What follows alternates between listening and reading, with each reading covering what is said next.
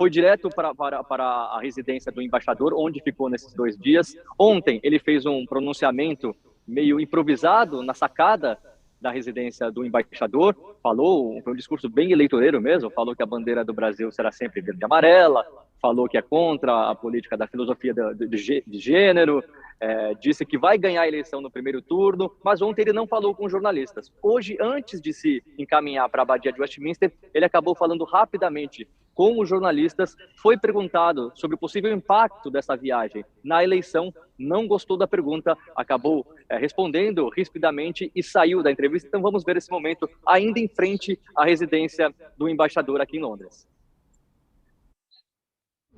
Você acha que vem aqui fazer política? Pelo amor de Deus, não vou te responder não. Tá? Pelo amor de Deus, tem uma pergunta decente.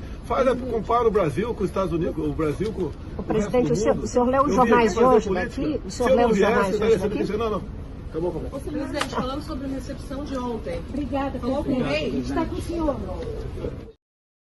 Ele ficou incomodado, porque até a repórter fala, o senhor leu os jornais, porque até na imprensa internacional, né, estrangeira, foi citado isso, né, que pegou muito mal o presidente fazer uma espécie de comício, né, Renato, num momento em que todos os chefes de Estado têm uma posição muito mais sóbria diante da morte da rainha, né?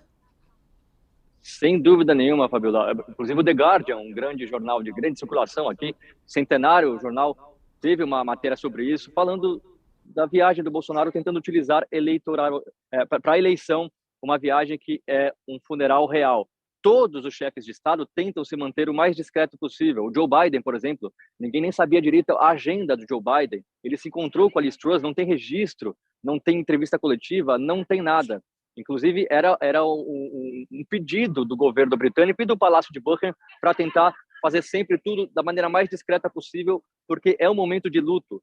A gente vê realmente as pessoas sentidas aqui no Reino Unido, todos os políticos evitando falar de política nesse momento. Acabei de citar os ex-primeiros ministros do Reino Unido, todos juntos, sem falar de política, entrando na Abadia de Westminster. Não foi o que aconteceu com o presidente Jair Bolsonaro, por isso realmente ganhou destaque aqui na imprensa do Reino Unido o fato dele ter feito um pequeno discurso para ter reunido centenas de pessoas, apoiadores estavam lá na residência do embaixador. Então isso aconteceu ontem, hoje ele foi perguntado sobre isso, não gostou, mas sem dúvida nenhuma o Bolsonaro foi um caso à parte aqui no Reino Unido, os outros chefes de Estado não agiram dessa maneira. Só para a gente entender, o presidente Jair Bolsonaro já encerrou a participação, até agora há pouquinho, o filho dele, Eduardo Bolsonaro, até postou nas redes sociais também, ele voltando da cerimônia, ele voltando ali para a embaixada. Ele já segue hoje mesmo para Nova York? Como é que está a agenda aí do presidente Bolsonaro? Ele já segue hoje mesmo?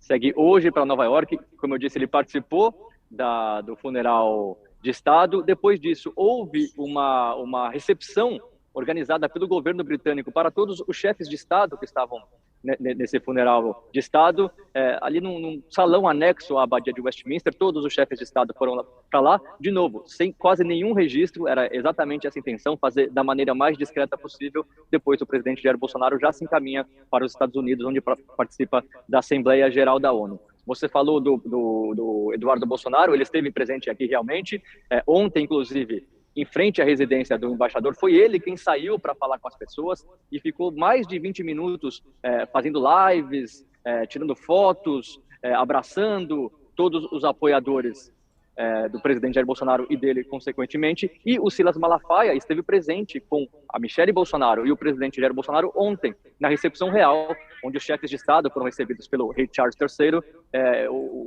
O Silas Malafaia esteve junto com eles no velório antes.